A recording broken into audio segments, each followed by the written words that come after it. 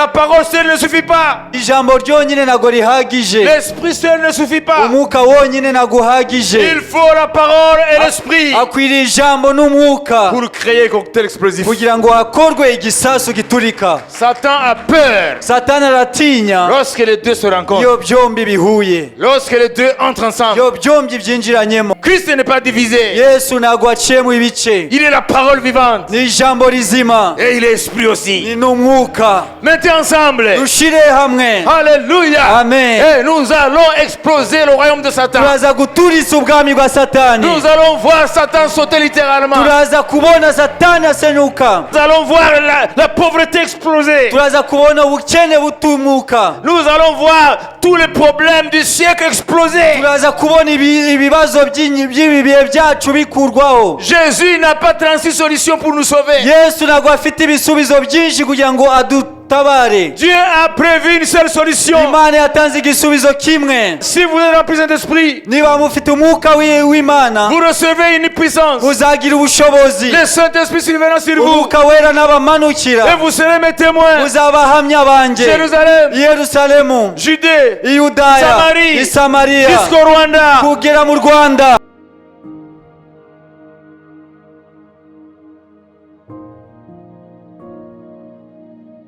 Voilà trois types d'individus, peuple de l'humanité. Ibice bitatu bigize abatuye isi. Amen. Amen. Alléluia. Amen. Le premier type, Igice cya mbere c'est l'homme qui n'a que la chair et le sang. ni umuntu ugizwe gusa n'inyama n'amaraso. Donc l'homme qui fonctionne par son intelligence. Ni umuntu uyoborwa n'ubwenge bwe.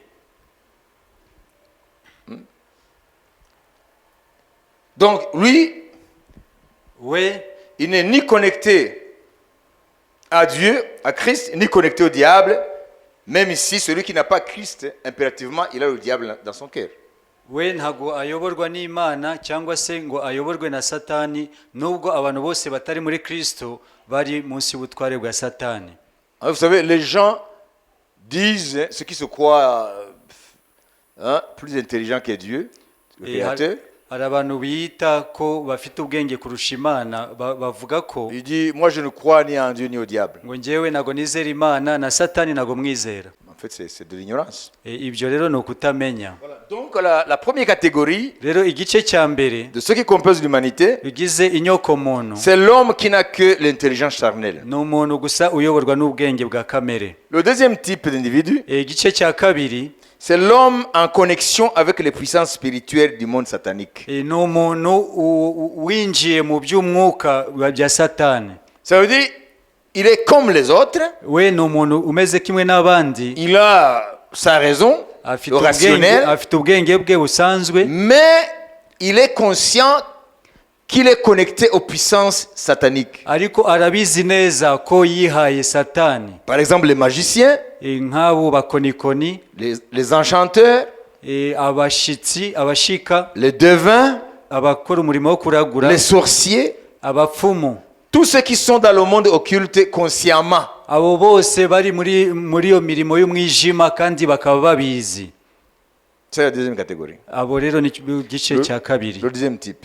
Ni igice cya Ils kabiri. ne sont pas seulement habités par des esprits du monde des ténèbres. Ntago barimo gusa imyuka y'isi y'umwijima, Non, ils servent Satan, ils le savent. ahubwo bakorera Satani kandi babizi. Enfin, le troisième type d'individu, Igice rero cya gatatu cy'abatuye isi c'est l'homme ayant l'esprit de Dieu. ni umuntu rero utuwemo n'umwuka w'Imana. Il sait que Dieu habite en lui. Azi ko Imana ituye muri we. Le Fils et le Père habitent en lui par le Saint-Esprit. Umwana na data bari muri we binyuze mu mwuka wera. Donc il sait qu'en lui, il y a le Dieu vivant. Uvuga ngo arabizi ko muri we harimo Imana nzima. Amen. Amen. Amen. Amen. Pourquoi est-ce que nous introduisons avec ces trois types d'individus qui peuplent l'humanité? Kubera iki dutangire kuri ubu bwoko butatu bw'abantu batuye isi? C'est parce que Ni ukubera ko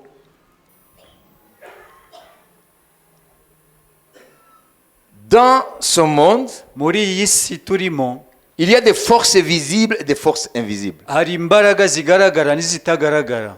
Les forces visibles, c'est les forces qui émanent de l'intelligence de l'homme. imbaraga zigaragara ni za zindi zituruka ku bwenge bw'umuntu ibyo umuntu akora. Prouesse technologique, Iterambere muri tekinoloji, progrès de la science, iterambere rya siyanse etc. etc. n'ibindi n'ibindi. Donc l'œuvre de l'homme. Ibyo rero ni imirimo y'umuntu. L'homme qui accouche des choses extraordinaires de par l'intelligence et la raison que Dieu lui a donnée. Ni umuntu ukora ibi byose biva mu bwenge Imana yamuhaye.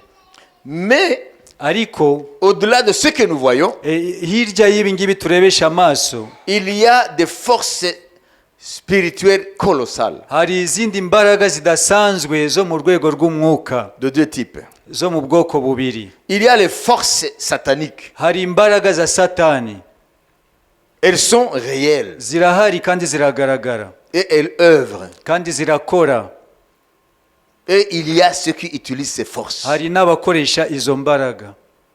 Jésus le dit dans l'Apocalypse. Yesu arabivuga mu byahishuwe Yohana. Des gens qui ont connu les profondeurs de Satan. Ni abantu bamenye ibi byepfo bya Satani. L'église de Thyatire. Ni itorero ry'i Thyatira. Jésus parle de ceux qui ont connu les profondeurs de Satan. Ni abantu bamenye ibi byepfo bya Satani. Verset 24, chapitre 2. Igice cya kabiri umurongo wa 24. Là, Jésus parlait de gens qui ont connu les profondeurs de Satan. Ah Pas non, la Yesu- profondeur, les profondeurs. Avuga ibi byepfo bya Satani. ariko mwebwe mwese abasigaye bituwatira badakurikiza izo nyigisho kandi batazi ibyo babandi bita ubwiru aribwo bwiru bwa Satani, ndababwira nti nta wundi mutwaro mbikoreza keretse uyu, ko mukomeza ibyo mufite mukageza aho nzazira. Amen. Amen. Amen. À vous, à tous les autres de Thyatire, qui ne reçoivent pas cette doctrine et qui n'ont pas connu les profondeurs de Satan, comme il les appelle, ça veut dire les initiés. Ni babandi binjiye mu bwiru bwa Satani. Amen.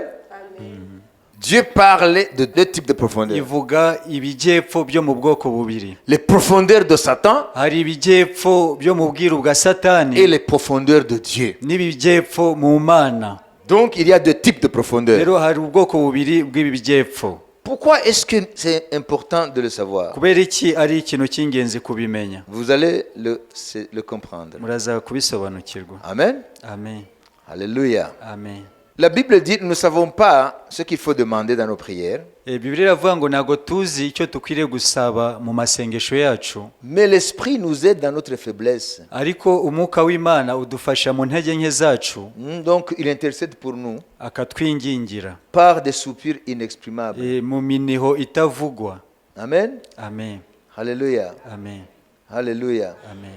Donc l'Esprit connaît les profondeurs de Dieu. Umwuka w'Imana uzi ibijyepfo by'Imana. Donc Dieu a ses profondeurs. Imana ifite ibijyepfo byayo Comme Satan en a les siennes. nk'uko na Satani nawe abifite. Les profondeurs, ça veut dire quoi? Ibijyepfo ni ukuvuga ngo iki? C'est un monde de mystère. Ni isi y'ubwiru. Donc les satanistes, Abari mu isi ya Satani, ils sont initiés dans les mystères de Satan. abo bakozi ba Satani baba barinjijwe muri iyo si ya Satani. Alors que les enfants de Dieu, Abana b'Imana bo ils ont très peu de connaissances des profondeurs de Dieu, des mystères de Dieu. bafite ubumenyi bukeya ku bijyanye n'ibijyepfo n'ubwiru bw'Imana. Beaucoup d'enfants de Dieu sont rationnels, uniquement rationnels. Abana b'Imana benshi bayoborwa n'ubwenge bwabo gusa, Mais ils ont très peu de connaissances dans les mystères de Dieu. ariko ntabwo bafite ubumenyi bujyanye n'ubwiru bw'Imana. Alors que les serviteurs de Satan, Ariko abakozi ba Satani qui se connectaient à Satan, bo bari binjiye mu bya Satani et ils neza, sont initiés dans la connaissance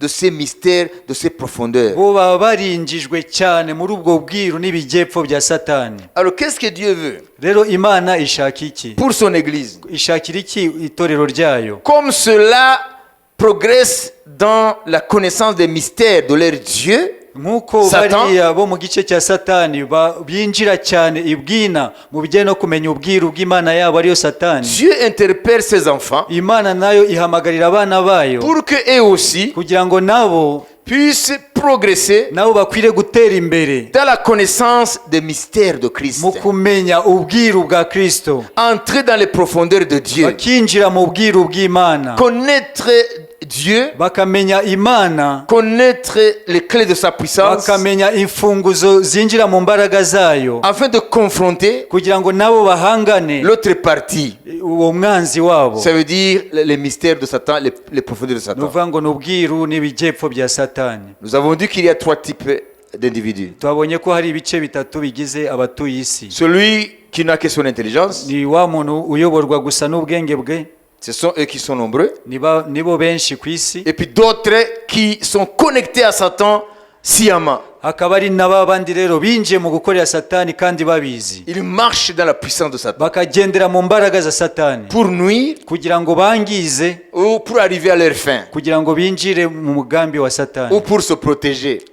cyangwa se kugira ngo birinde. Il y a plusieurs raisons. Hari impamvu nyinshi zituma babijyamo. Et nous les enfants de Dieu, Natwe rero abana b'Imana, est-ce que ese nous n'avons que la seule arme, notre raison? twebwe ese intwaro dufite ni ubwenge bwacu gusa? Nous ne pouvons pas opposer Ntabwo dushaka kurwanya aux puissances démoniaques imbaraga z'abadayimoni avec notre intellect. tubarwanyishe ubwenge bwacu. C'est impossible. Ntabwo bishoboka. On combat la philosophie Urwanya ubwenge filozofi par une autre philosophie. ukoresheje indi filozofi.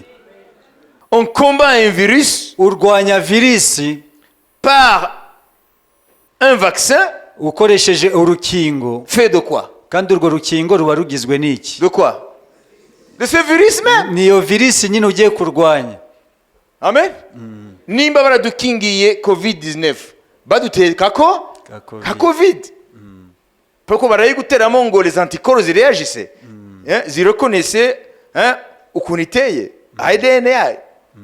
Alors toi tu veux combattre les puissances démoniaques avec la raison. Urashaka rero wowe kurwanya n'imbaraga z'abadayimoni ukoresheje ubwenge bwawe. Non, on combat les puissances des ténèbres par les puissances de la lumière. Urwanya imbaraga z'umwijima ukoresheje imbaraga z'umucyo. Acclamons Jésus. Dukomere umwami wacu amashi. On combat une raison déréglée par une raison saine. Urwanya ubwenge bupfuye ukoresheje ubwenge nyabwo butunganye. Mais tu ne peux pas combattre les choses spirituelles par le rationalisme. Ntabwo ushobora kurwanya iby'umwuka ukoresheje ubwenge busanzwe. Voilà pourquoi Dieu a pourvu. Niyo mpamvu Imana yatanze, A pourvu à son église, yahaye itorero ryayo, pour son église, ku itorero ryayo ce qu'il faut ibikenewe byose de ses profondeurs ku bijyanye n'ibijyepfo byayo, pour combattre ceux qui connaissent les profondeurs de Satan. kugira ngo itorero rirwanye babandi binjiye mu bwiru bwa satani. Alléluia. Amen. L'église n'est pas une assemblée des hommes, des femmes, de chair et de sang. Itorero ntago ari ihuriro gusa ry'abantu b'inyama n'amaraso. Non. Oya. L'église, Itorero, Dieu la voit, Satan la voit comme des êtres spirituels. Imana satani aribona nk'abantu b'umwuka. Nous sommes spirituels. Turi abanyamwuka. Nous devons le savoir. Dukwiriye kubimenya. Et nous devons croître dans la connaissance du monde Kandi spirituel. dukwiriye gukura mu kumenya isi y'umwuka. Alors, qu'est-ce que Dieu a fait pour nous équiper, nous aussi? Rero Imana yakoze iki kugira ngo natwe iduhe ibikoresho bihagije? Pendant que Satan équipe les siens Nkuko satani aha imbaraga be avec la connaissance, l'initiation au mystère de Satan, au profondeur de Satan, mu kubaha ubumenyi no kubinjiza mu kumenya ubwiru bwa satani, Dieu aussi nous initie dans les mystères natwe Imana itwinjiza mu bwiru bwayo de son royaume bujyanye n'ubwami bwayo par la connaissance de Jésus-Christ binyuze mu kumenya Yesu Kristo, à travers le Saint-Esprit. binyuze mu mwuka wera. Amen. Amen. C'est ce que nous allons lire. Nibyo tugiye gusoma. Lisons vite. Dusome vuba.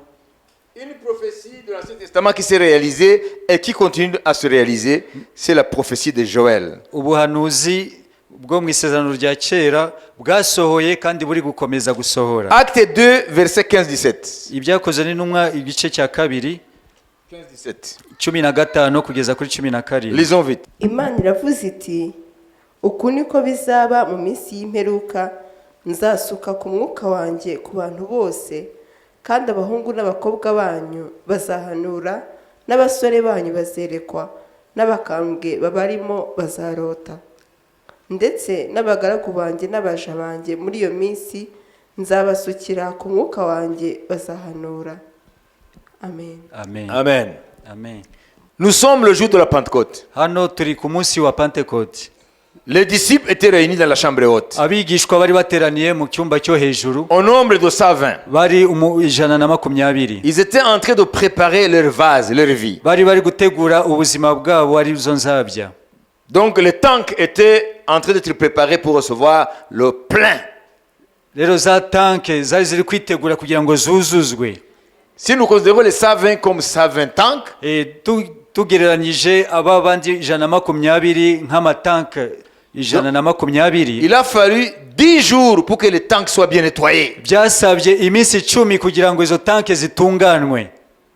Et celui qui voit dans le secret, Rero ureba mu mpisho, celui qui va juger si le tank maintenant, il n'y a aucune impureté, qui peut déverser maintenant l'eau vive. Ça veut dire son esprit. rero niwe umenya tanke imaze gutunganwa ku buryo n'isukwamo amazi hataba mu mwanda ushobora kwanduza. Voilà pourquoi après l'ascension de Jésus, niyo mpamvu Yesu amaze kuzamurwa, il a fallu 10 jours hari hakenewe iminsi 10 pour que l'esprit soit déversé. kugira ngo umwuka asukwe. Ce qu'on appelle l'effusion de l'esprit. no gusukwa k'umwuka wera. Ce n'est pas versé, déversé. no gusukwa. Pourquoi 10 jours? kubera iki iminsi 10? Pourquoi est-ce que l'esprit n'est pas venu après 2 jours? kuki umwuka wera ataje nyuma y'iminsi 2? Alors que Jésus était déjà arrivé au kandi ciel. Yesu yari amaze kugera mu ijuru. Donc il fallait 10 jours hari hakenewe iminsi 10 pour que les tanks de Dieu soient nettoyés. kugira ngo tanke z'Imana zimare gutunganwa. Les 120 personnes, abantu 120 dont les apôtres, harimo n'intumwa même la mère de Jésus, na nyina wa Yesu nawe yari arimo. les 120 personnes, 120 ils étaient en train de préparer leur vie à la réception de l'Esprit de bari Dieu. gutegura ubuzima bwabo kugira ngo buze kwakira umwuka w'Imana. Ils étaient dans la repentance. bari barimo kwihana, Ils confessaient leurs péchés. batura ibyaha byabo, Ils recherchaient la face de Dieu. bashaka mu maso h'Imana, Ils étaient en préparatif. bari mu myiteguro. Prenez les 10 jours comme un temps de préparatif. dufate iminsi 10 nk'iminsi y'imyiteguro. Prenez les 10 jours comme le temps de nettoyage des tanks. dufate iminsi 10 nk'iminsi yo gutegura za tank. Hein? Prenons-nous comme des tanks, n'est-ce pas? dufate ubuzima bwacu nka tank. Hein? Prenons les pierres comme des tanks. dufate ba Petero nka tank. Et la Bible parle des vases Bibiliya yo ikoresha ijambo inzabya, ou des outres. inzabya Ou des outres. cyangwa imifuka isukwamo vino Vous comprenez? Pour recevoir le vin. kugira ngo yakire vino. Alors nous parlons de tanks maintenant. twebwe rero turi gukoresha ijambo 10 jours. iminsi 10. Et quand les 10 jours se sont accomplis, iyo minsi 10 imaze kugera, soudainement le matin, mu gitondo kare ils ont entendu un bruit puissant. bumva urusaku. Hein? L'endroit où ils étaient a commencé à bouger. aho bari hatangira kunyeganyega. Un phénomène extraordinaire s'est haba passé. ibintu bidasanzwe. Acte 2, verset 1 jusqu'au verset 4. Ça s'est passé après 10 jours de prière, 10 jours d'intercession, de repentance, hein? De préparatif. hano ibice bibiri byakoze n'intumwa kuva ku murongo wa mbere kugeza ku wa 4 haratwereka iminsi 10 y'imyiteguro no kwihana no gusenga. umunsi wa Pentekote usohoye, bose bari hamwe mu mwanya umwe bahuje umutima. nuko umuriri ubatungura uvuye mu ijuru, umeze nk'umuyaga uhuha cyane, ukwira inzu bari bicayemo.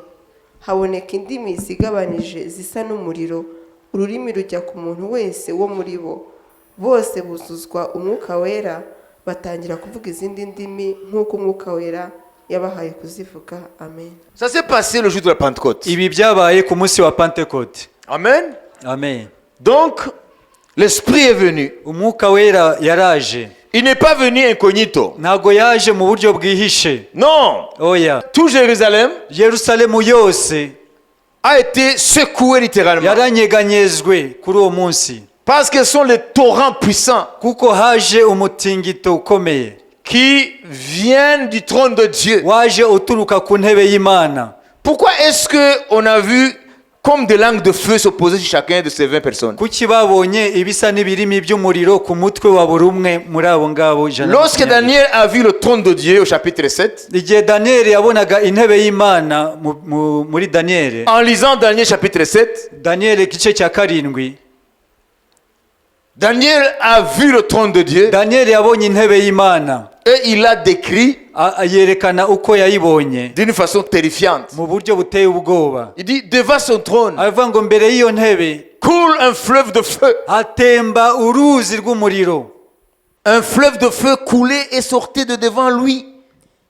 imbere ye hatembaga umuriro uduhumbagiza baramukoreraga, kandi inzovu bari bamuhagaze imbere. Imanza zirashingwa, ibitabo birabumburwa. Amen. Un fleuve de feu. ngo hari uruzi rw'umuriro. Donc devant le trône de Dieu coule un fleuve de feu. imbere yayo ngo hatembaga uruzi rw'umuriro. Et qu'est-ce qui s'est passé lorsque Dieu est descendu sur le mont Sinaï? rero habaye iki igihe imana yamanukaga ku musozi wa sinayi? Exode 19, 18, lisez. kuva 19.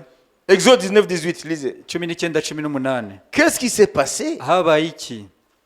Là, vous allez comprendre le Dieu que nous servons, qui il est.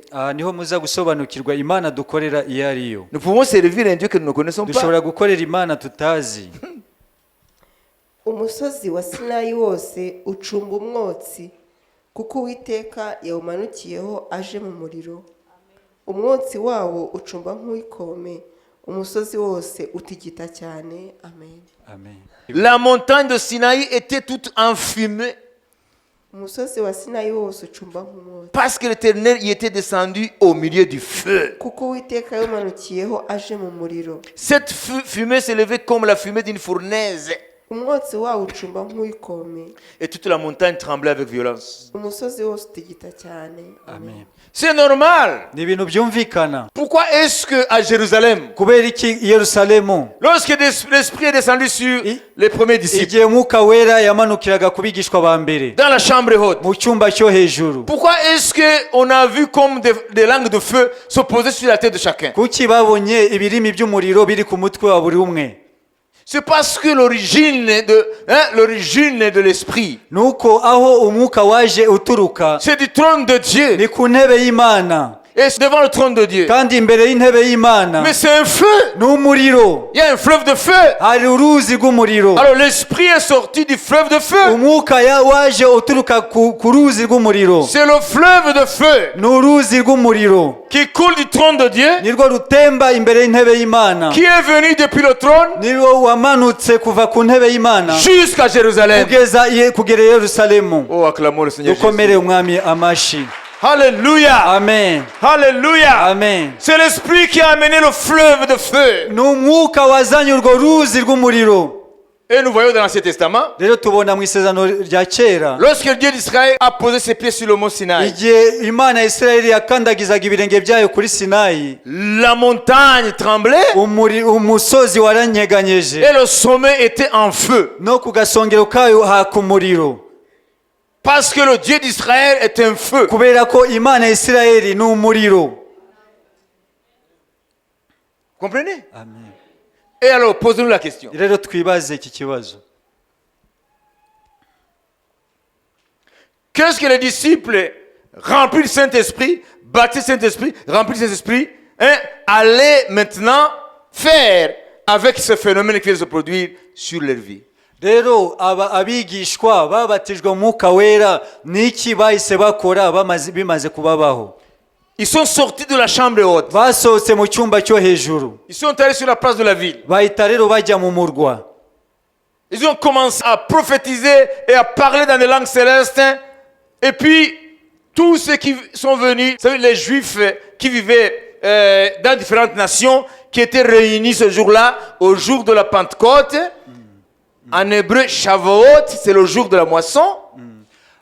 icyo bakoze barasohotse batangira guhanura, batangira kuvuga mu ndimi. rero abantu bari bateraniye muri uwo munsi mukuru, ari wo munsi w'ibisarurwa.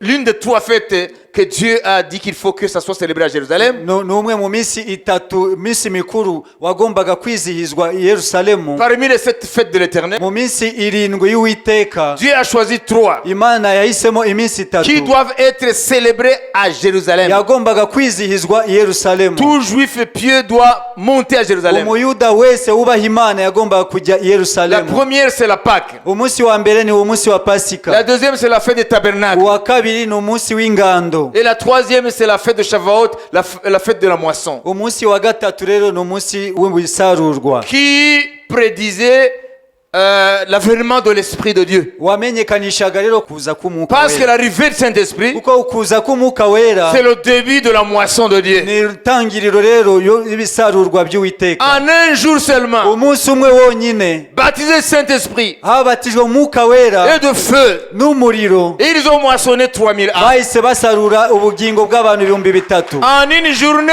umunsi umwe, parce que le Saint-Esprit, kubera ko umwuka wera lorsqu'il vient sur nous, yo aje kuri twe c'est dans l'objectif de faire de nous des moissonneurs. intego yo kuduhindura abasaruzi, Moissonner les âmes, abasarura ubugingo les bw'abantu engranger dans le royaume de Dieu. bakabazana mu bwami bw'Imana. Amen. Et Jean-Baptiste a dit, Yohana umubatiza yaravuze ngo moi je vous baptise d'eau jyewe ndababatirisha amazi pour vous amener en repentance. kugira ngo mwihane, Mais celui qui vient après moi, ariko uje nyuma il yanjye est plus puissant que moi. andusha ubushobozi, Je ne peux même pas délier ses souliers. nta nubwo nshobora La courroie gupfundura de ses souliers. inshunda z'inkweto ze. Lui, il ne va pas vous baptiser d'eau. We ntabwo azababatirisha amazi, Il vous baptisera du Saint-Esprit et de feu. azabatirisha umwuka wera n'umuriro. C'est Jean-Baptiste qui a dit. Yohana umubatiza niwe wavuze ibyo. Vous serez baptisés du Saint-Esprit et de feu. uzabatizwa n'umwuka wera n'umuriro. C'est normal. Ni ibintu byumvikana, Parce que l'origine du Saint-Esprit, kuko inkomoko y'umwuka il y a wera du feu. izituruka mu muriro. Alléluia. Amen. L'origine du Saint-Esprit, Inkomoko y'umwuka c'est wera devant le trône. ni imbere y'intebe Et y'Imana. qu'est-ce qu'il y a devant le trône? Rero niki kiri imbere y'intebe Il y a y'Imana? du feu. Hari umuriro, Parce que notre Dieu est un feu. kuko Imana yacu ni umuriro. Alléluia. Amen. Amen. Amen. Et lorsque le Saint-Esprit vient sur quelqu'un, Rero iyo umwuka wera aje ku muntu, il amène le feu du trône. azana umuriro uva ku ntebe Et à y'Imana. cet instant même, Rero muri uwo mwanya la personne est changée. wa muntu agahinduka, Sa personnalité change. imiterere ye igahinduka. Comme chacun de nous a sa propre personnalité. Buri wese afite imiterere ye mu muntu we w'imbere. Par définition, personnalité, Mu busobanuro imiterere y'umuntu, ça vient du latin, ça veut dire masque. iryo jambo personalite riva ku ijambo maske, uko Alors, umuntu agaragara. La personnalité, Personalite rero, d'après la psychologie, ukurikiye iryo somo rya psychologie, est composée de deux parties. rigizwe n'ibintu bibiri, La ibice première bibiri. partie s'appelle le tempérament. Igice cya mbere cyitwa temperament. Le tempérament est inné. Temperament nicyo umuntu avukana, Ça vient de nos parents, tubikomora ku babyeyi bacu par le canal des gènes. binyuze muri za gene mu maraso. Deuxième partie s'appelle le caractère. Igice cya kabiri ni kamere. Le caractère dépend de l'environnement dans lequel nous sommes nés, dans lequel nous avons évolué. Kamere yacu ituruka aho twavukiye n'aho twakuriye. Le caractère peut changer Imiterere yacu ya kamere ishobora guhinduka, parce que le caractère est lié à l'environnement. kuko ibijyanye n'ubuzima twabayemo. Uburere twahawe, amashuri twize ngo tutize, sibyo? Abantu twagendanye, abo barubaka caractère y'umuntu. Donc le caractère évolue, change. Rero kamere irakura kandi irahinduka, Mais le tempérament ne change jamais. ariko icyo cyitwa temperament ntabwo gihinduka. On parle de tempérament sanguin. Hari Nguriya muntu warahubuka. Ça c'est un tempérament sanguin. Simon Pierre était de tempérament sanguin.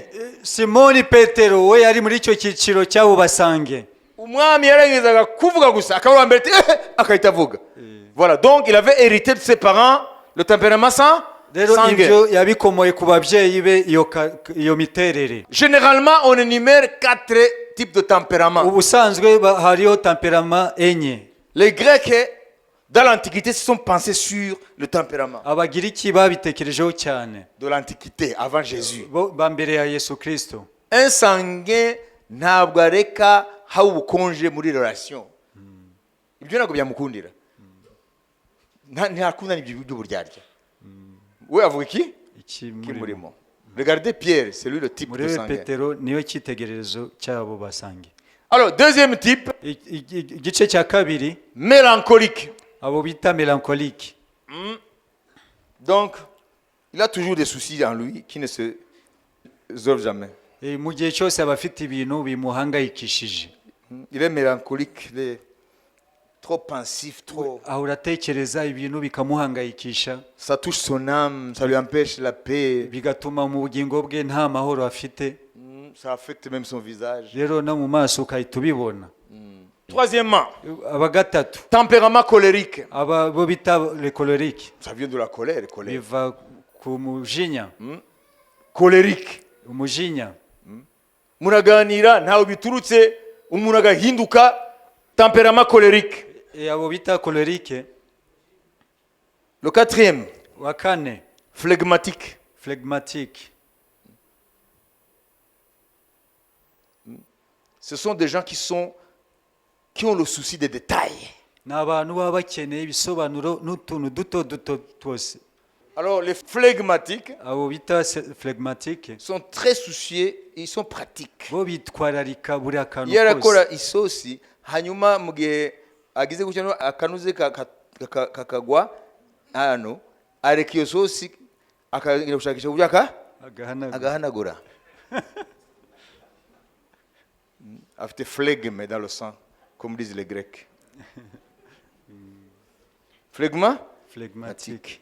Alors, mais on peut avoir deux tempéraments qui s'entremêlent dans un même individu. Ariko ushobora kugira za temperament ebyiri zigukorera muri wowe. Tantôt il est sanguin, tantôt il est colérique. Rimwe ukaba colérique cyangwa sangi. Quand l'esprit vient, Yo umwuka wera amanutse, il fait ce qui est impossible sur le plan rationnel. akora ibintu bidashoboka mu buryo bw'ubwenge. Il entre même dans les gènes. Arinjira no mu bigize umuntu mu maraso. Et il va éradiquer ce que tu as hérité de tes pères. Akahita asenya bya bindi wakomoye ku babyeyi bawe. Tu commences maintenant à agir en homme nouveau. Ugatangira rero gukora nk'icyaremwe gisha. Tu deviens un nouvel homme. Ukaba umuntu musha. Tu commences à avoir un autre tempérament. Ugatangira rero kugira indi miterere misha. Si tu avais quelqu'un qui était peureux, Niba wari umuntu w'umunyabwoba, tu commences à agir avec audace. utangira rero kugira ubushizi bw'amanga. Si tu étais quelqu'un qui était instable comme Simon, Niba wari umuntu wabaga adahamye mu buzima bwe ameze nk'urubingo, tu commences à être stable dans la foi. utangira rero gushikama mu kwizera. Le baptême Saint-Esprit Umubatizo w'umwuka crée wera en nous une nouvelle personne. urema muri twebwe umuntu musha.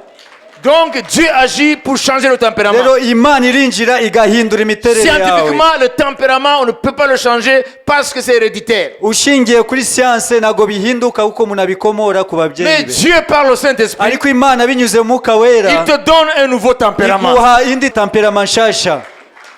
Et le caractère N'imiterere yawe va kamere commencer à suivre aussi iratangira gukurikira. parce que ton environnement va changer. Kubera ko aho ubarizwa hahindutse. Ça veut dire Dieu change la personnalité Rero Imana iraguhindura wowe wese dans ces deux composantes. muri ibyo bice bibiri bikugize. C'est ce que Jésus dit. Nibyo Yesu avuga. Alléluia. Amen. Alléluia. Amen. Si le Fils vous affranchit, Umwana nababatura vous serez réellement libre. muzaba mubatuwe by'ukuri. If the Son set you free, Umwana nababatura you shall be free indeed. muzaba mubatuwe by'ukuri. C'est le miracle du Ni Saint-Esprit. igitangaza cy'umwuka wera. Alléluia. Amen. Donc si tu vois un chrétien Rero nubona umukristo qui dit qu'il a peur de se positionner pour Jésus, afite ubwoba bwo kugaragaza uwo ari we muri Kristo, c'est qu'il est encore dans la personnalité naturelle. kuko aracyari muri kamere ye ukurikije inkomoko ye. Quelqu'un qui a peur de témoigner, Umuntu wese ufite ubwoba bwo il guhamya a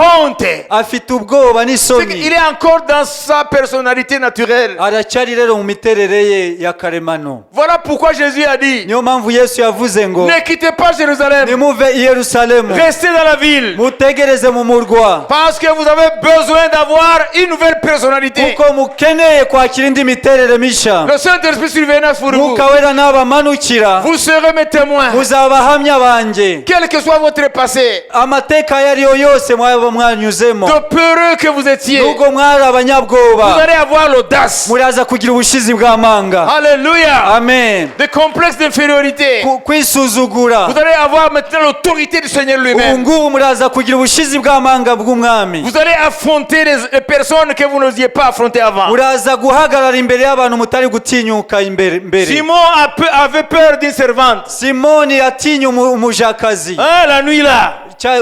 La nuit de la passion de Jésus. Hein, n'est-ce pas? Amen. Mais après le baptême Saint-Esprit, nous le voyons affronter les chefs d'Israël.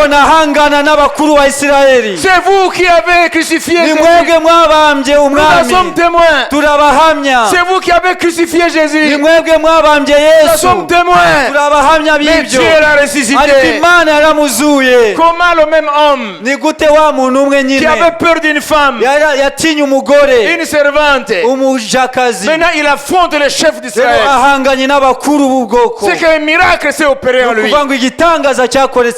Après le baptême de feu, il a reçu une nouvelle personnalité. Il a reçu un nouveau tempérament. Il n'y a pas d'excuse, mes frères et sœurs, pour ne pas servir Dieu. La réponse est seule et unique. Il n'y a qu'une seule réponse pour que tu puisses être ce que Jésus veut. C'est d'être baptisé d'esprit et de feu. Là, tu vas recevoir une nouvelle personnalité. Tu vas avoir l'audace que tu n'avais pas. Tu vas avoir la sagesse que tu n'avais pas. Tu vas avoir maintenant une qualification que tu n'avais pas. C'est ça le but du baptême d'esprit de feu. Alors, qui peut s'y soustraire? Non! Sans le Saint-Esprit, tu ne peux pas servir Dieu comme il faut. Parce que tu as ton tempérament inné et ton caractère. Ça ne cadre pas avec ce que Dieu, les standards, les exigences de Dieu. Je vais aller vite. Nous ne sommes pas les premiers à donner des excuses.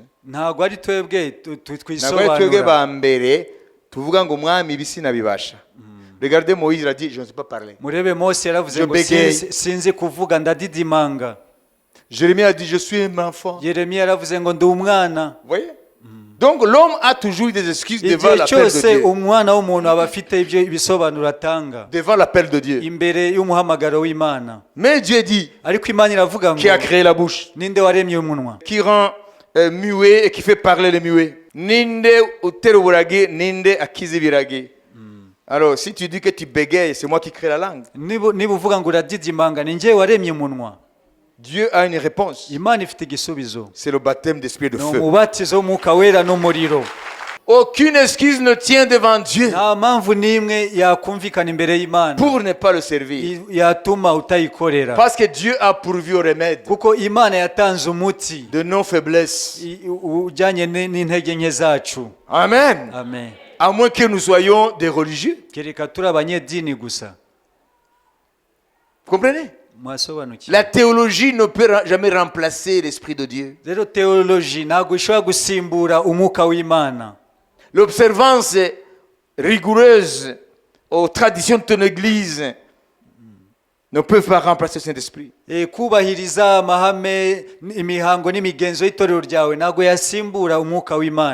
De beaux programmes de culte ne peuvent pas remplacer le Saint-Esprit.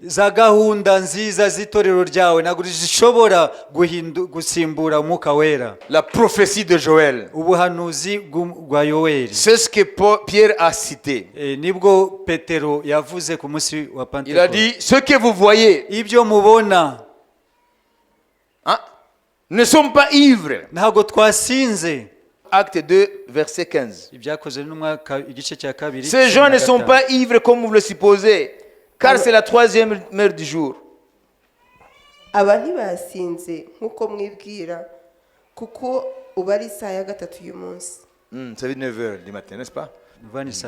Mais c'est ici ce qui a été dit par le prophète Joël. Ahubwo ibyo mureba byavuzwe n'umuhanuzi Yoweli ngo. Pierre reprend la prophétie de Joël. aravuga ngo ibi mubonye by'umwuka wera ni by'umuhanuzi Yoweli yahanuye. C'est l'accomplissement de la prophétie de Joël. ni ugusozwa k'ubuhanuzi bwa yoweri. Tu vas lire ça dans Joël 2:28. uraza gusoma muri yoweri 2:28. Qu'est-ce que dit la prophétie? ese ubuhanuzi buvuga ngo iki? Dans les derniers jours, imana iravuze iti uku niko bizaba mu minsi y'imperuka je répandrai de mon esprit sur toute chair. nzasuka umwuka wanjye ku bantu bose. Nous allons aller petit à petit. Sur toute chair. ku bantu bose. Est-ce que vous croyez que ça n'a pas posé de problème? ese mutekereza ko ibi bitazanye ikibazo?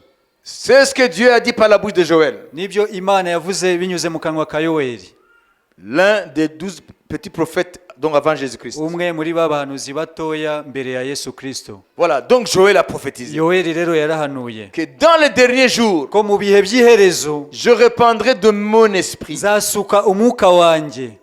Ce n'est pas verser, répandre, déverser puissamment nzasuka mu buryo budasanzwe sur toute chair. ku bantu bose, Tous les hommes. abantu bose. Ça crée un problème. byateje ikibazo. C'est une bombe pour le judaïsme. ni igisasu ushingiye ku idini ry'abayuda, Parce que jusque-là, kuko kugeza ubwo il n'y avait que 3 personnes qui avaient droit à l'esprit. hari abantu batatu gusa bari bemerewe umwuka w'Imana. C'était le prophète, yari umuhanuzi, le sacrificateur umutambyi et le roi. n'umwami. À part les 3 uretse abo batatu en Israël, muri Isirayeli personne ne savait même pas la couleur de l'esprit. nta n'umwe wari uzi n'ibara ry'umwuka w'Imana. Tu es juif uri umuyuda parmi le peuple de Dieu, mu bwoko bw'Imana, mais tu n'as pas droit à l'esprit. ariko nta burenganzira ku mwuka w'Imana. Uniquement le prophète, umuhanuzi wenyine, le sacrificateur umutambyi et le roi. n'umwami. Et là, Joël annonce aho rero yoweri aravuga ngo qu'il y aura un ko jour hari umunsi uzaba où Dieu va répandre de son esprit, aho Imana izasuka umwuka wayo. au moins si c'était sur tout juif. yiza kuba nibura ari ku bayuda bose. Je répandrai de mon esprit sur tout Israël. nzasuka umwuka wanjye kuri Isirayeli Au yose. moins là, nous dirons que quand même Dieu a étendu, aho ngaho tuhavuga ngo Imana yaguye n'est-ce pas, sa promesse à isezerano ryayo tous ses compris son peuple. ku bagize ubwoko bwabo. Mais il dit à toute chair, ariko yavuga ngo ku bantu bose, même les non-juifs, n'abatari abayuda, même les païens. n'abapagani. Upfa kuba uri mwene Adamu niwizera mu buryo Imana ivuga ngo nawe urahabwa ku mwuka. Ça a été une révolution. byabaye impinduka zikomeye. Iyo avuga ngo mu gihe kizaza ntabwo ari gusaba abantu batatu, nzasuka umwuka wanjye ku bayuda bose. None yavuga ngo nzasuka umwuka wanjye ku banyamubiri bose. Mais ça c'est une bombe ça. ni igisasu. Ils n'ont pas compris. ntabwo basobanukiwe. Les non-juifs, abatari abayuda, Yahweh c'est notre Dieu, yawe ni Imana yacu, pas le Dieu des nations. ntabwo ari Imana y'amahanga. Mais comment est-ce qu'il va prendre nos bénédictions pour les donner aux ni nations? gute zafata imigisha yacu yiha amahanga? Mais Joël avait prophétisé. ariko yoweri yarabihanuye. Et voilà le jour de la Pentecôte. rero ku munsi wa Pentekote Dieu a accompli ce qu'il avait prophétisé par Joël. Imana isoza ibyo yavugiye mu kanwa ka yoweri. Premièrement, l'esprit est déversé sur les juifs mbere na mbere umwuka wabanje ku bayuda, et juifs, abayuda ceux qui étaient dans la chambre haute. abo ngabo bari mu cyumba cyo hejuru. Il y avait les Pierre et les autres, même la mère de Jésus. hari ba Petero n'abandi na nyina wa Tous Yesu. ont vécu la même expérience. bose ibyababayeho ni bimwe. Jusqu'à là, on dirait, mais quand même, Dieu n'a pas répandu son esprit sur toute chair. Gusa aho Il n'a ngaho- répandu que sur les juifs. twavuga ngo ni ku bayuda Imana yasutse umwuka wayo. Attendez une minute. mutegereze gato. Les choses commencent. biratangiye. Ça ne fait que commencer. biratangiye gusa. Dites, ça ne fait que commencer. uvuge ngo aho gusa biratangiye. Alors, chapitre 3, igice cya gatatu, chapitre 4. igice cya kane, Ntabwo tubona abatari abayuda bakira. Chapitre 6, igice cya gatanu, chapitre 10. igice cya cumi. Chez un païen qui s'appelle Corneille, umupagani witwa Korneliyo qui était devenu prosélyte. yari yarahindukiye idini ry'abayuda. Alléluia. Amen. Il était romain yari umuroma avec toute sa famille, n'umuryango we avec wose ses amis. n'inshuti ze. Dieu envoie Pierre. Imana yohereza Petero, Il arrive chez Corneille ageze kwa Korneliyo, et il prêche l'évangile. abwiriza ubutumwa bwiza. Et Dieu donne la foi. Imana ibaha La kwizera. même Pentecôte descend chez ya Corneille. Pentekote nayo imanuka kwa Korneliyo. koruneliyo Les premiers païens reçoivent de l'esprit. abapagani ba mbere bakira umwuka wera. Alléluia. Amen. La promesse de Joël s'accomplit. isezerano rya yoweri rirasohoza. Et depuis ce jour-là, uhereye uwo munsi Dieu répand son esprit imana isuka umwuka wayo partout où il y a la foi en ahantu Jésus-Christ. hose hari ukwizera yesu kristo. Dieu ne fait exception de personne. Imana ntabwo itoranya ku butoni. Qu'est-ce que Joël a dit? yoweri yavuze ngo iki? Lorsque l'esprit va être répandu sur toute chair, igihe umwuka w'imana uzasukwa ku bantu bose, vous savez, tous ceux qui composent l'église de ni Dieu, ukuvuga ngo abagize itorero ry'imana, juifs et non juifs, abayuda n'abatari abayuda, convertis à Jésus-Christ, abahindukiriye yesu kristo après avoir reçu l'évangile. bamaze kwakira ubutumwa bwiza. 1. icya mbere, Vos fils et vos filles prophétiseront. Abana banyu b'abakobwa n'abahungu bazahanura. Vos fils et vos filles prophétiseront. abahungu banyu n'abakobwa banyu bazahanura. Ça, c'est l'un des signes ni kimwe mu bimenyetso de l'effusion de l'esprit byo gusukwa k'umwuka wera pour ceux qui croient. kuri abo bose bizera. Vos fils et vos filles prophétiseront. abahungu banyu n'abakobwa banyu bazahanura. Cette prophétie était incompréhensible à l'époque de Joël. ubu buhanuzi mu gihe cya yoweri ntabwo bwasobanukiwe, Parce que l'onction prophétique était donnée aux prophètes, sacrificateurs et rois. kuko umwuka wera wahabwaga abami, abatambyi n'abahanuzi. Maintenant, rero Dieu dit, imana iravuze vos ngo fils et vos filles prophétiseront. abahungu banyu n'abakobwa banyu bazahanura. Dieu est en train d'exaucer le vœu de Moïse. imana iri gusoza cya cyifuzo cya mose. Lorsque le jeune Josué a dit, mais Moïse, ils ont pris ton esprit, empêchez-les. igihe yosuwa yavuze ngo mose ngo batwaye umwuka wawe, Tel, il est en train de ngo prophétiser dans le kanaka na camp. kanaka bari guhanura. Et Moïse dit, Josué, tu es jaloux de moi? mose aravuga ngo wangiriye ishari. Puisse ngo icyama tout le peuple de l'Éternel ubwoko bw'uwiteka bwose devenir prophète. buhindutse abahanuzi. Et Dieu a exaucé maintenant. imana rero icyo cyifuzo yaragisubije. Il n'y aura pas seulement un prophète. ntabwo hazaba umuhanuzi umwe gusa. Ici, ce n'est pas le ministère de prophète. hano ntabwo ari umurimo Ce sont les w'ubuhanuzi, dons de prophétie. ahubwo ni impano yo guhanura. Et comprenez la prophétie de Nouveau Testament. musobanukirwe ku bijyanye n'ubuhanuzi mu isezerano rishya, Ce n'est pas que prédire l'avenir. ntabwo ari ukuvuga gusa ibizaba. Non, la prophétie renferme les conseils de Dieu. ubuhanuzi burimo ni inama z'imana. Exhorter ceux qui ont besoin d'exhorter. guhugura abakwiriye guhugurwa, Édifier ceux qui ont besoin d'édifier. gukomeza abakwiriye gukomezwa. Amen. amen Amen. amen Amen. amen. Vos fils et vos filles prophétiseront. abahungu banyu n'abakobwa banyu bazahanura. Deuxièmement, icya kabiri, c'est pas fini. ntabwo byarangiye. Vos jeunes gens auront des visions. n'abasore banyu bazerekwa. Sans vision, le peuple périt. igihe hatari kwerekwa abantu bararimbuka. Sans vision, le peuple périt. nta yerekwa abantu bararimbuka. Qui auront des visions? ni bande bazagira iyerekwa? Vos jeunes gens. ni abahungu banyu. Lorsque l'esprit vient, iyo imana umwuka w'imana uje, il communique des visions. utanga iyerekwa. Et la vision, ça veut dire que Dieu révèle la direction, révèle l'objectif ou là où il tend dans son action. imana yerekana icyerekezo, ikerekana umugambi wayo ishaka ibyo S'il ishaka n'a pas de gukora. vision, le peuple tourne en rond. iyo nta yerekwa abantu barizengurukaho gusa. Au lieu que les jeunes suivent le monde aveuglément, aho kugira ngo urubyiruko rukurikire isi y'ubuhumyi, mais les jeunes dans l'église, urubyiruko mu itorero ayant reçu le baptême de l'esprit de feu, rwakiriye umubatizo w'umwuka wera n'umuriro, auront les visions du Seigneur, bazagira iyerekwa riva ku Mana. les visions célestes. iyerekwa riva ku Mana. Ils ne vont pas voir le monde avec les yeux charnels, ntabwo bazarebesha isi n'amaso y'inyama mais ils verront le n'amaraso, monde avec les yeux de l'esprit. ahubwo bazarebesha amaso y'umwuka. Ils ne vont pas suivre bêtement ntabwo bazakurikira buhumyi le cours des choses, uko ibintu mais bigenda, ils vont suivre ce que Dieu montre. ahubwo bazakurikira ibyo Imana ibereka. Vos jeunes gens auront des visions. urubyiruko rwanyu ruzagira iyerekwa. Il dit, et vos vieillards auront des songes. n'abakambwe babarimo bazarota. Les songes de Dieu. inzozi z'Imana. Pourquoi est-ce qu'il n'a pas dit vos vieillards auront des visions et vos jeunes auront des songes? kuki Imana itavuze ngo abasaza bazagira amayerekwa, urubyiruko rurote? Parce que les songes, kuko inzozi c'est synonyme de communiquer la sagesse.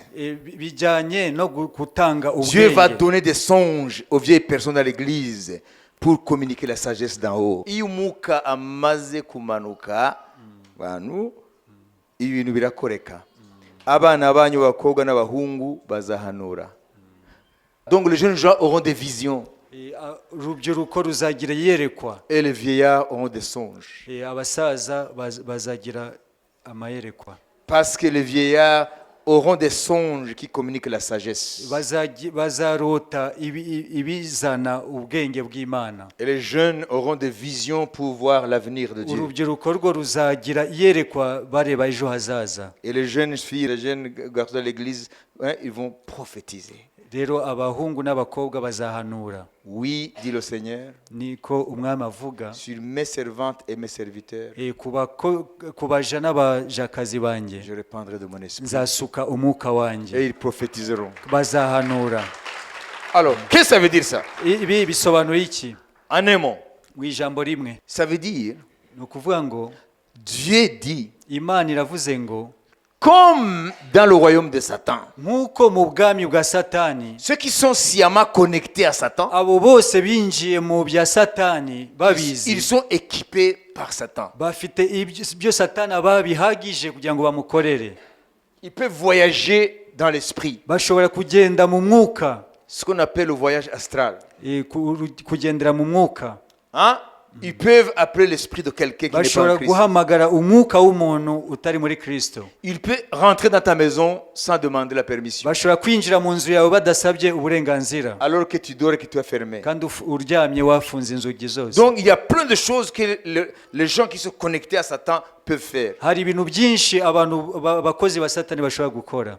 Alors Dieu dit alors, Rero Imana iravuga ngo à vous, vous mon peuple, kuri mwebwe ubwoko bwanjye, comme Satan équipe les siens, nk'uko Satani atoza abantu be, moi aussi je vais vous équiper. nanjye ndabaha ibikoresho bihagije. Ça veut dire quoi? Ni ukuvuga ngo Je vais vous rendre charismatique. ndaza kubahindura abanyempano.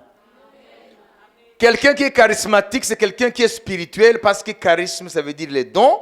Ça veut dire l'Esprit de Dieu va communiquer ses dons, et ces dons, c'est du domaine du surnaturel. Rero Imana iraza guha ubwoko bwayo impano, kuko niyo mpamvu ikoresheje ijambo charismatique, Alors, pour que vous compreniez, kugira ngo musobanukirwe. lorsque vous avez un bidon d'essence là-bas, Iyo ufite jerekani yuzuye essence, et vous avez une boîte d'allumettes là-bas, ukaba ufite ikibiriti ku ruhande, aussi longtemps que ça ne se rencontre pas, igihe cyose bitarahura rien ne va se faire. nta kintu gikoreka. Mais lorsque l'allumette va être allumée sur le bidon là, Ariko ikibiriti nugicana ugashyira kuri iyo jerekani, ça va donner naissance à ce qu'on appelle explosion. biraza rero guturika. N'est-ce pas? Amen. Explosion. Guturika Et ça va faire des dégâts. biraza kuzana ibibazo bikomeye. Alors, Jésus va nous livrer ce qui est dans son cœur par rapport à sa volonté pour l'Église. Yesu araza kuduha ibiri mu mutima wawe bijyanye n'itorero. Dans l'Église de Philadelphie. Turarebera ku itorero rya Philadelphia. C'est ce que Jésus veut que nous puissions savoir. Nibyo Yesu ashaka ko tumenya. Chapitre 3, Apocalypse. Igice cya gatatu cy'ibyahishuwe Yohana, Amen. Au verset 8. umurongo wa 8. Je connais tes œuvres. Voici parce que tu as peu de puissance et que tu as gardé ma parole et que tu n'as pas renié mon nom. J'ai mis devant toi une porte ouverte que personne ne peut fermer. nzi imirimo yawe dore nshyize imbere yawe urugi rukinguye kandi ntawe ubasha kurukinga kuko ufite imbaraga nke nyamara ukitondera ijambo ryanjye ntiwihakane izina ryanjye. Nzi imirimo yawe dore nshyize imbere yawe urugi rukinguye kandi ntawe ubasha kurukinga kuko ufite imbaraga nke nyamara ukitondera ijambo ryanjye ntiwihakane izina ryanjye. Amen. Il dit, Ravuze ngo l'église de Philadelphie, itorero rya Philadelphia, le Seigneur, umwami, alors que l'église de Laodicée est dans l'apostasie, itorero rya Laodikiya ryari ryataye ukwizera. les deux dernières églises parmi les sept églises, Aya matorero abiri ya nyuma mu matorero arindwi, les 7 églises existaient à l'époque de Jean, ayo matorero arindwi yari ariho mu gihe cya Yohana dans les 7 villes d'Asie. mu migi irindwi yo muri Asie mineure. Aziya ntoya Aujourd'hui, le sud de la Turquie. ni mu majyepfo ya Turukiya. Ça existait géographiquement. Ayo matorero yari ahari. Amen. Mais Jésus utilise cette église Yesu akoresha aya matorero pour annoncer prophétiquement les différentes époques de l'église jusqu'à son enlèvement. kugira ngo amenyekanishe ibyiciro itorero rizanyuramo mu bihe bitandukanye mbere y'uko Le rizamurwa. chiffre 7 veut dire la plénitude, Umubare karindwi uvuga umwuzuro, ce qui est complet. ibyuzuye. Alors Jésus utilise les 7 églises qui existaient Yesu akoresha ayo matorero arindwi yari ariho en Asie mineure, dans le sud de Turquie aujourd'hui, muri Aziya ntoya mu majyepfo ya Turukiya pour révéler kugira ngo ahishure les 7 âges de l'église. ibihe birindwi itorero rizanyuramo. Alors l'église d'Éphèse, Rero itorero rya Efeso c'est l'âge apostolique de l'église ni ibihe by'intumwa mu bihe bya mbere et toutes les étapes par lesquelles l'église est passée. n'ibihe babanyuzemo. Si nous vivons les derniers jours, Rero niba turi mu bihe by'iherezo, absolument il y a Philadelphie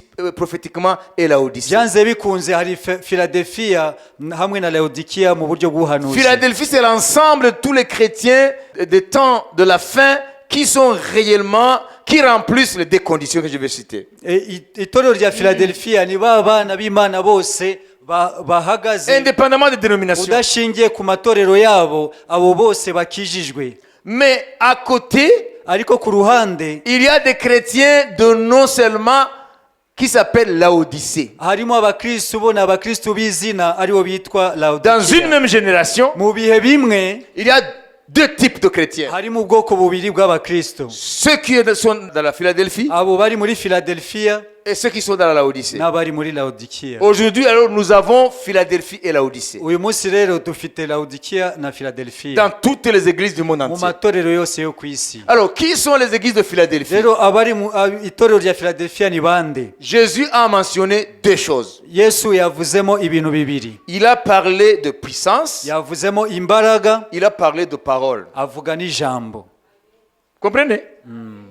Il a dit, Yaravuze ngo même si tu as peu de puissance, nubwo ufite imbaraga nkeya mais tu as gardé ma parole. ariko warinze ijambo ryanjye. Vous savez, l'église qui sera enlevée, Ni ukuvuga ngo itorero rizazamurwa na Yesu c'est une église qui a la puissance de l'esprit ni itorero rifite imbaraga z'umwuka et qui est fidèle à la parole de kandi Dieu. ryizerwa mu ijambo ry'Imana. Et il dit, Aravuga ngo parce que tu as peu de puissance, kuko ufite imbaraga nkeya, il n'a pas dit tu n'as pas de puissance, ntabwo yavuze ngo nta tu mbaraga as peu de ufite. puissance, Ufite imbaraga nkeya mais tu as gardé ma parole. ariko warinze ijambo ryanjye. Conséquence, Ingaruka yabyo tu n'as pas renié mon nom. ntabwo wigeze wihakana izina ryanjye. Ça veut dire Philadelphie, Ni ukuvuga ngo Philadelphia c'est une église qui ni témoigne. itorero rihamya. Alléluia. Amen. Alléluia. Amen. Alléluia. Amen. Elle est charismatique. Rifite impano z'Imana, Elle a l'esprit et ses charismes, rifite umwuka n'impano ze, mais aussi fidèle à la parole de Dieu. rikaba ryizerwa mu ijambo ry'Imana. Elle ne vit pas dans le compromis. Ntabwo rifata impu zombi. Ça veut dire elle croit comme la première église a cru. Yizera nk'uko itorero rya mbere ryizeraga. Vous avez compris? 2 éléments caractérisent Philadelphie. Ni ukuvuga ngo ni ibintu bibiri biranga iri torero rya Philadelphia: Fidèle à la parole, kuba bizerwa mu ijambo ayant aussi la puissance. no kugira imbaraga. Alors, qu'est-ce que c'est la puissance? Rero imbaraga ni iki? Jésus est en train de parler du baptême du Saint-Esprit de Hano feu. Yesu ari kuvuga ku mubatizo w'umwuka wera. Vous savez, l'église de la fin des Ni temps, ukuvuga ngo itorero ryo mu bihe by'iherezo, quoique fidèle à la parole, nubwo ari iryizerwa mu ijambo à cause des ry'Imana, puissances séculières, kubera imbaraga ziri mu isi, elle aura la puissance de l'esprit, rizaba rifite imbaraga z'umwuka wera, mais pas la même dimension que l'église naissante. ariko ntabwo bizaba biri mu rwego rw'itorero rya mbere rigitangira. Parce qu'aujourd'hui, nous avons beaucoup de choses qui nous empêchent de marcher dans la plénitude de la puissance de l'esprit, comme les Paul, les Pierre marchaient. Kuko muri ibi bihe dufite ibintu byinshi bitubuza kwinjira mu mwuzuro w'imbaraga z'Imana. Mais Jésus dit quand même, mais vous avez une puissance. Ariko Yesu aravuga ngo mufite imbaraga, Mais elle très peu comparée à celle que moi je veux. ariko ni nkeya ugereranije n'izo nge nshaka kubaha. Dans ma pensée, njyewe mu gitekerezo cyanjye c'est pour que vous soyez des vases archi pleins, même débordants. ni ukugira ngo mube inzabya zuzuye kandi zisendereye. Mais je vois dans les vases, il y a quelque chose, mais c'est pas la dimension de mon souhait. Unzabya harimo ikintu cyanjye kicaga Icagase. ntabwo ari waragaya Philadelphia ari warayishima. Yavuze ngo nubwo ufite imbaraga nke ariko wabaye mwiziga ku ijambo ryanjye niwihakana izina ryanjye, na niyo mpamvu nzakujyana mbere y'uko amakuba asukwa mu isi. Nous vivons cette période. turi kuba muri ibyo bihe. Niyo mpamvu hano dutinda ku ijambo ry'Imana kugira ngo nitube nk'aba bandi muri iki gihe ijambo ry'Imana barishyize ku ruhande, bo bumva ko ijambo ry'Imana nta kamaro, kandi niryo shingiro. Muraza kumva impamvu ni Satani yayobya amatorero, ijambo ry'Imana bakariminimiza rikaba secondaire. Alors, quelle est la promesse faite à Philadelphie? ese ni irihe sezerano ryahawe Philadelphia? 11. Umurongo wa Tu as peu de 11. puissance, ufite imbaraga nkeya mais fidèle à ma parole, ariko uri umwizerwa ku ijambo ryanjye avec mon témoignage, hamwe no kumpamiriza. tu n'as pas renié mon nom. ntabwo wigeze wihakana izina ryanjye. Voici la promesse que je te donne. reba isezerano nguhaye. Je viens bientôt, retiens ce que tu as, afin que personne ne prenne ta couronne. Mais avant cela, il dit au verset 10, ku murongo wa 10, parce que tu as gardé la parole de la persévérance en moi, je te garderai aussi à l'heure de la tentation, qui va venir sur le monde entier pour éprouver les habitants de la terre. Je viens bientôt, retiens ce que tu as. Jabinu, afite umwuka we wera n'imbaraga ze, afite ijambo ry'Imana, afite ubuhamya, ibyo byo bikomereho kugeza aho ngaruka. Hanyuma nanjye nzaguha ikamba ry'ubugingo. amen Alléluia. amen. Je viens bientôt, retiens ce que tu as, afin que personne ne prenne ta couronne. 10-11. kuko witondeye ijambo ryo kwihangana kwanjye, nanjye nzakurinda igihe cyo kugerageza kigiye kuza mu bihugu byose, Icyo gihe dusa naho twatangiye kukinjiramo. kugerageza abari mu isi. Ndaza vuba, komeza ibyo ufite, hatagira ugutwara ikamba ryawe. Amen. Amen. amen Amen. amen Amen. amen. Cela montre que c'est l'Église qui verra l'avènement du Seigneur. iki ni icyerekana ko iri ari itorero rizabona kugaruka k'umwami Yesu. amen. Cette génération verra certainement l'avènement du Seigneur. ubu bwoko buzabona kugaruka Cette k'umwami. génération, ururungano. uru rungano ruzabona kugaruka k'umwami Yesu. Hein? Retiens ce que tu as. ugumane icyo ufite, Sois fidèle. ube umwizerwa, Garde cette puissance, urinde izo mbaraga si petite soit-elle. nubwo ari nkeya. Amen. amen. Deuxièmement, icya kabiri, garde ma parole. urinde ijambo ryanjye, Garde mon témoignage, urinde guhamya kwanjye, car je viens bientôt. kuko ndaza vuba. Garde-les jusqu'à ce que je vienne. wirinde kugera igihe nzagarukira, Et moi, je donnerai la couronne de vie. nanjye nzaguha ikamba ry'ubugingo. Amen. amen. Pour que personne ne prenne ta couronne. ntihagire ukwambura Amen. ikamba rye. Que personne ne prenne ta couronne. hatagira ugutwara ikamba ryawe. Celui qui a le Saint-Esprit ufite umwuka wera et qui marche dans cette dimension de l'Esprit, akagendera muri urwo rwego rw'umwuka, fidèle à la parole de Dieu, akaba umwizerwa ku ijambo ry'Imana, fidèle au témoignage de Jésus. akaba umwizerwa mu guhamiriza Il n'a Yesu, pas honte du nom de Jésus. adatinya, atagira isoni z'izina rya Yesu. Il a déjà la couronne. afite ikamba, Il a la couronne de vie. afite ikamba ry'ubugingo. Alléluia. amen. Mais s'il délaisse ses valeurs, rero nareka izo ndangagaciro, alors il va perdre sa couronne. azatakaza ikamba rye. Alors aujourd'hui, uyu munsi rero, Église de Dieu, itorero ry'Imana, je vais vous dire une chose. ndashaka kubabwira ikintu kimwe. Dieu a voulu que l'Église ait une bombe pour faire sauter le royaume de Satan. Imana yagambiriye ko itorero rigira bombe yo guturitsa ubwami bw'umwijima. amen amen. Voilà pourquoi il n'aime pas les tièdes. niyo mpamvu Yesu ntabwo akunda bakazuyaza. Cyangwa ugakonje cyangwa ukabira kuri akazuyazi ndakuruka. Dieu a prévu que l'Église porte dans ses mains une bombe pour faire sauter le royaume de Satan. imana yagambiriye ko itorero ryayo rigira mu kiganza cyayo bombe isenya ubwami bwa satani. Comment est-ce que nous pouvons marcher comme des bombes Ni gute twagenda nka za bombe pour faire sauter les têtes des démons, kugira ngo dusenye imitwe y'abadayimoni, pour faire éclater le royaume de Satan? kugira ngo dusenye ubwami bwa satani? Mais il faut des choses. Hakeneye ibintu bibiri. Il faut la parole. Hakeneye ijambo ry'Imana. Il faut la parole. Hakeneye ijambo ry'Imana. Considérez-la comme un bidon d'essence. Tuyifate nka ya jerekani ya esanse. Il faut les allumettes. Hakeneye imyambi Considérez ça comme l'esprit. nk'umwuka wera. Alors, il faut maintenant les mettre en contact. Rero tukwiriye kubihuza. Prends l'essence, Dufate esanse, la parole de Dieu. ijambo ry'Imana, Prends l'esprit, dufate umwuka wera, mets ensemble. tubihuze. Et tu vas provoquer l'explosion des têtes des démons, l'explosion du royaume de Satan. Biratuma rero habaho guturika ku bwami bwa satani. Cela dit, nous avons la parole. Aba baravuga ngo dufite ijambo, Cela dit, nous avons l'esprit. aba nabo ngo dufite umwuka wera. Non! Oya, Nous sommes maintenant dans la stratégie de Satan. aho ngaho turi muri strategy ya satani. Vous avez la parole, Mufite ijambo, ils ont l'esprit. nabo bafite Nous, nous sommes umwuka. une église charismatique. Twebwe turi itorero ry'umwuka, Nous, nous sommes une église de parole. twebwe turi itorero ry'ijambo, We have the word. twebwe dufite ijambo ry'Imana, You have the spirit. mwebwe mufite umwuka. Kugeza aho nta bombe muragira. Entre temps, le diable se frotte les mains. Hagati aho satani rwose araseka. Ariwe ararimbura imbaga. Alors, quittez ça. Muve muri ibyo. Ça sont les dénominations. Ibyo ni amadini. Dénomination, parole. Twebwe itorero ryacu ni ijambo. Hein? Living word. Twebwe ni ijambo rizima. Hein? The power of the spirit. Hano imbaraga z'umwuka. Church. Itorero rishingiye ku mbaraga z'umwuka. Satani arabakubita. Namwe Satani arabakubita. Ari, nimuve hari. Namwe nimuve hari. Muhurire hagati. Zana hariya ya bidon yawe. Zana iryo jambo hano. Namwe muzane iwe cyayo kibiriti. Muhurire hano. None mubihuze. Hanyuma numuhuza Satani araturika. Amen. Amen.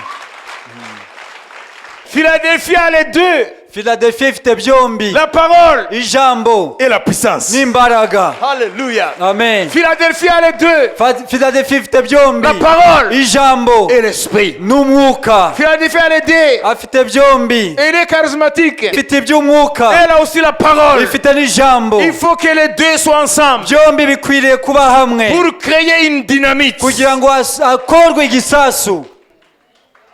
C'est une dynamite. Ni igisasu Lorsque la giturika. parole Ijambo rencontre l'esprit, iyo rihuye n'umwuka ça crée l'explosion. bizana guturika. Aucun démon ne peut Nta tenir. dayimoni n'imwe rishobora guhagarara. Alléluia. Amen. Harageze ko amatora avuga ari kuvuga ngo dufite ijambo, twe dufite umwuka. Oya, ibyo ni dini. Nimuzane byombi. Amen. Hanyuma dukore rero cocktail ya explosion. Amen. Duturitse abadayimoni. Amen. Duturitse imbaraga z'abapfumu n'abarozi. Amen. Haleluya. Amen. Haleluya. Amen. Duturitse ibyanyabingi. Amen. Haleluya. Amen. Duturitse abazimu. Amen. Haleluya. Amen. La parole seule ne suffit pas. Ijambo ryonyine ntago rihagije. L'esprit seul ne suffit pas. Umwuka wonyine ntago uhagije. Il faut la parole et l'esprit Akwiriye ijambo n'umwuka pour créer un cocktail explosif. kugira ngo hakorwe igisasu giturika. Satan a peur Satani aratinya lorsque les deux se rencontrent. iyo byombi bihuye, Lorsque les deux entrent ensemble. iyo byombi byinjiranyemo. Alléluia. Amen. Il est temps maintenant. Ni igihe kirageze rero, Non seulement l'église Bethel. uretse itorero Beteli ryonyine, Toutes les églises qui vont suivre sur Internet. amatorero yose azankurikira kuri internet. Il est temps maintenant de sortir de vos clivages dénominationnels. Harageze yuko musohoka muri izo mbago z'amazina y'amatorero yanyu. Amen. Il est temps de sortir de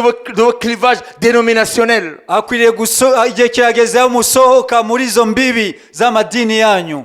Il est temps de sortir. Igihe kirageze cyo gusohoka. Christ n'est pas divisé. Kristo ntago agabanyije Ah! mu bice. Ntabwo Yesu itandukanije. Oya. Christ n'est pas divisé. yesu ntabwo aciyemo ibice Il est la parole vivante. ni ijambo rizima Et il est esprit aussi. ni n'umwuka Mettez ensemble. dushyire hamwe Alléluia. Amen. Et nous allons exploser le royaume de Satan. turaza guturitsa ubwami bwa satani Nous allons voir Satan sauter littéralement. turaza kubona satani asenyuka Nous allons voir la pauvreté exploser. turaza kubona ubukene butumuka Nous allons voir tous les problèmes du siècle exploser. turaza kubona ibibazo by'ibi bihe byacu bikurwaho Jésus n'a pas 36 solutions pour nous sauver. yesu ntabwo afite ibisubizo byinshi kugira ngo adutabare Dieu a prévu une seule solution. imana yatanze igisubizo kimwe Ah, si vous êtes rempli d'esprit, niba mufite umwuka w'imana vous recevez une puissance. muzagira ubushobozi Le Saint-Esprit surviendra sur vous. umwuka wera n'abamanukira Et vous serez mes témoins. muzabahamya banjye Jérusalem, i yerusalemu Judée, i yudaya Samarie, i samariya jusqu'au Rwanda. kugera mu rwanda Vous allez être mes témoins. muzabahamya banjye Mais avant tout, ariko mbere yabyo vous avez la parole. mufite ijambo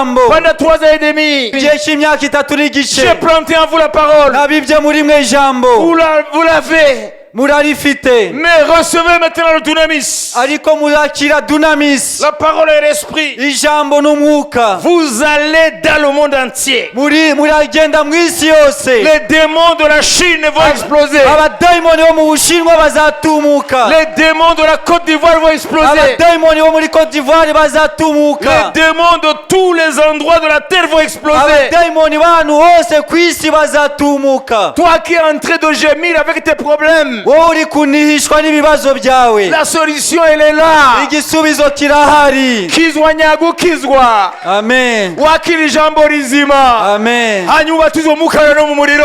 amen Ora shakara Alléluia. marasandara barasokoro barashika. Amen. Et tu vas voir la différence. uraza kubona itandukaniro Alléluia. amen Time is now. igihe niki Time is now. igihe niki To combine tuhuze both byombi the word ijambo and the spirit. n'umwuka Hallelujah. amen Hallelujah. amen Hallelujah. amen Hallelujah. amen Hallelujah. Amen. We are going to see. tugiye kubona Hallelujah. Amen. The collapse of the kingdom of the devil. kugwa k'ubwami bw'umwijima Hallelujah. amen Hallelujah. amen Hallelujah. amen Qui veulent voir ninde ushaka kubona la chute du royaume de Satan, kugwa k'ubwami bwa satani la destruction des œuvres des ténèbres? ugusenyuka kw'imirimo y'umwijima Soyez remplis de l'esprit, uzura mwuka wera remplis de la parole de Dieu. uzura ijambo ry'imana Vous allez devenir une dynamite. uraza kuba dinamite Vous allez faire sauter le royaume de Satan. uraza gusenya ubwami bwa satani Oh, hallelujah. amen Hallelujah. amen On ne fait pas sauter une carrière, une montagne, une carrière avec un marteau-piqueur. ntabwo ushobora gusenya umusozi w'amabuye ukoresheje za nyundo Non!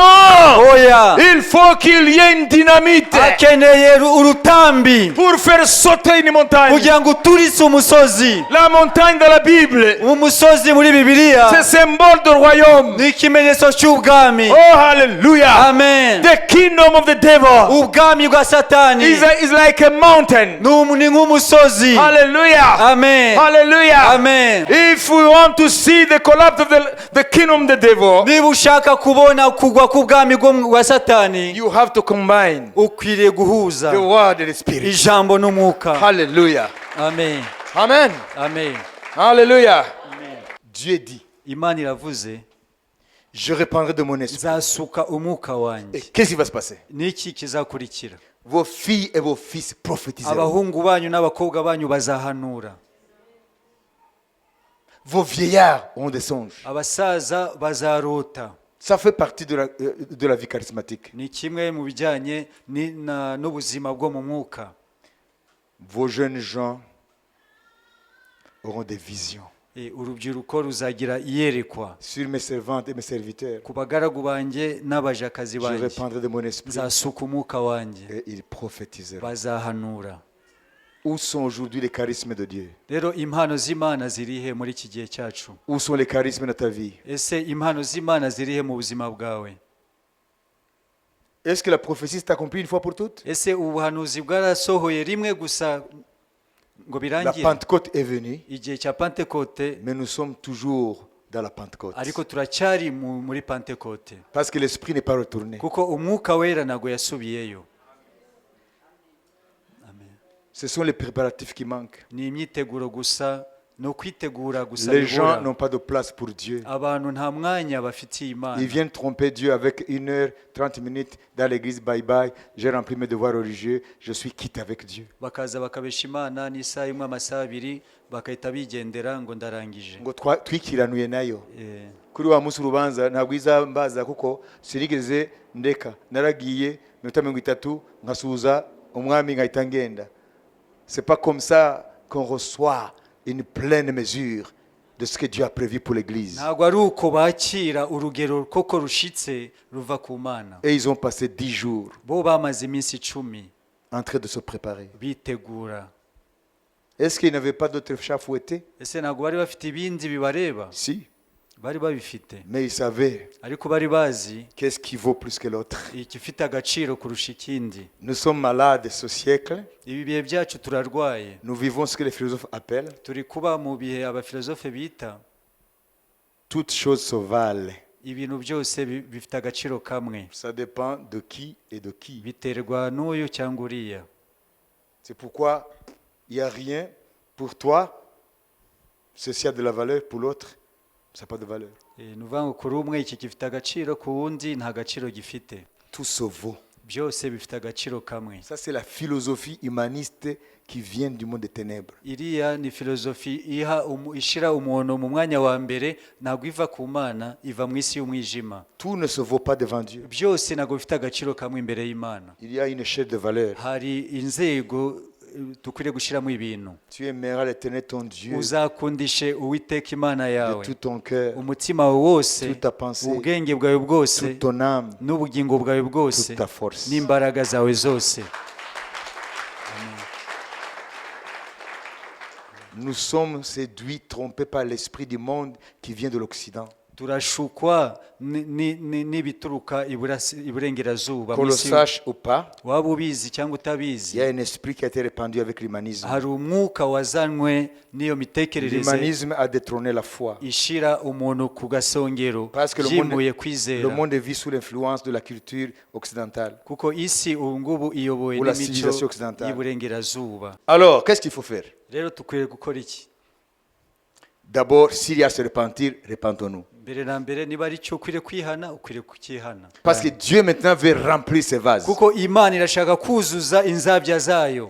Parce que Kubera ko les autres connaissent les profondeurs de leur Dieu. kuko abandi bazi ibijyepfo by'Imana yabo, Satan. ariyo Satani. Nous aussi, Natwe rero nous sommes appelés natwe duhamagariwe par le baptême de l'Esprit de binyuze feu mu mubatizo w'umwuka wera et n'umuriro la connaissance de la parole de no Dieu. kumenya ijambo ry'Imana. Nous avons maintenant Dufite rero porte ouverte urugi rukinguye pour commencer la descente dans les profondeurs kugira ngo de Dieu. dutangire kwinjira ibwina mu kumenya Imana. La Bible dit, Bibiliya iravuga ngo la profondeur appelle la profondeur. ibijyepfo bihamagara ibindi bijyepfo. Le serviteur de Satan, Abakozi ba Satani connecté sciemment à Satan, uko binjira mu bya Satani babizi, s'il est à 1 mètre de profondeur dans Satan, niba ari kuri metero imwe y'ijyepfo bya Satani, il faut que tu sois aussi à 1 mètre de profondeur de Dieu. nawe ukwiriye kuba kuri metero imwe iyo bijyepfo by'Imana. S'il descend 3 mètres dans les profondeurs de Satan, Niba amanuka metero 3 mu bijyepfo bya il faut Satani, que tu descendes 3 mètres les profondeurs nawe de ukwiriye Dieu. kumanuka metero 3 z'ibijyepfo by'Imana. Parce qu'il n'y a jamais de fond en Dieu. Kuko nta herezo mu Mana Mais iba. lui, Ariko we au fur et à mesure qu'il descend, uko agenda amanuka il va toucher le fond. azagera ku iherezo. Parce que Satan, c'est une créature. Kuko Satani ni ikiremwa, Mais la profondeur en Dieu, ariko ibijyepfo mu la Mana, profondeur appelle la profondeur. ibijyepfo bihamagara ibindi bijyepfo. Satan est limité Satani afite aho agarukira dans sa puissance, n'imbaraga dans sa ze capacité d'agir. n'ubushobozi bwe bwo gukora. Lui, il descend dans les profondeurs de Satan. Aramanuka mu bijyepfo bya Et moi, je Satani, descends. nanjye nkamanuka 3 mètres, 3 mètres. metero 3 n'undi 3. Confrontation de de puissance. tugahangana mu mwuka. Amen. Amen. 10 mètres, 10 mètres. metero 10 n'undi 10. Mais lui, il va arriver à 1000 mètres de we profondeur. aragera muri metero 1000 mu C'est le bijyepfo. fond de Satan. niyo herezo rya Moi, j'arrive satani. à 1000 mètres. jewe ningera kuri 1000 J'ai pas encore fini la profondeur de Dieu. sindarangiza ibijyepfo mu Alors je vais mana. descendre 10 000 mètres. nimanuka ibihumbi 10. 1 milliard de mètres. miliyari imwe ya Alors metero. Satan est dépassé. satani Il namurenze. est sous mes pieds. ari munsi y'ibirenge Il est byanjye. sous mes ari pieds. munsi y'ibirenge Il byanjye. est sous mes ari pieds. munsi y'ibirenge Il byanjye. est sous mes ari pieds. munsi y'ibirenge byanjye. Dites après moi. subiramo. Satan, ses profondeurs ont un fond. satani ibijyepfo bye bifite iherezo, Mais les profondeurs de notre Dieu, ariko ibijyepfo by'imana yacu, la profondeur appelle la profondeur. ibijyepfo bihamagara ibijyepfo. amen. Sans jamais toucher de fond. nta na rimwe tuzagira ku iherezo ryabyo. Ça, c'est notre Jésus. uwo ni yesu wacu. Puissance inégalée. imbaraga zitagereranywa. Puissance inégalée. imbaraga zitagereranywa. Jesus never fail. yesu ntajya ananirwa. Oh, oya. Almighty God. imana ishobora byose. En Jésus. muri yesu La profondeur appelle la profondeur. ibijyepfo bihamagara ibindi Et bijyepfo. Satan, ses profondeurs ont un fond. satani ibijyepfo bye bifite iherezo. Si c'est Jésus votre niba ari partenaire, yesu umufatanyabikorwa il wanyu, n'a pas de fond. ntago afite iherezo. Sa puissance est sans limite. imbaraga ze ntago zigira iherezo. Il veut vous remplir. arashaka kubuzuza.